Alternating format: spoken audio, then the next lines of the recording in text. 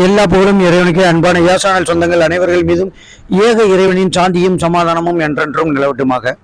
Kayalpattinam railway நடைமேடை உயரம் கம்மியாக இருப்பதால் பொதுமக்களின் பயன்பாட்டிற்கு மிகவும் சிரமமாக இருக்கிறது. எனவே அந்த பணிகளை அரசு மேற்கொண்டு அந்த ரயில்வே நடைமேடையை மக்களுக்கு சிரமமின்றி பயன்படுத்த வழிவகை செய்ய வேண்டும் என்ற கோரிக்கையை வலியுறுத்தி இந்திய யூனியன் முஸ்லீம் லீக் தலைமையேற்று காயல்பட்டினத்தில் உள்ள அனைத்து கட்சிகள் பொதுநல அமைப்புகள் எல்லாத்தையும் ஒருங்கிணைச்சு ஒரு ஆலோசனை கூட்டம் கடந்த ஜனவரி மாதம் 10ஆம் தேதி காயல்பட்டினத்தில் உள்ள பிஜிஆர்ல வச்சு ஒரு ஆலோசனை கூட்டம் நடத்தினார்கள்.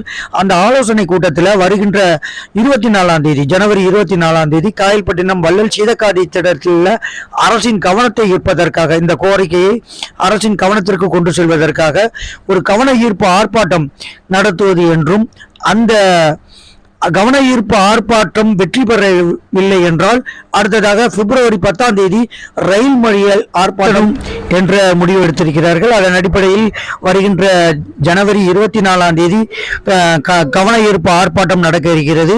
எனவே பொதுமக்கள் அனைவரும் பெரும் திரளாக இந்த ஆர்ப்பாட்டத்திற்கு வந்து உங்களது ஆதரவுகளை தாருங்கள்.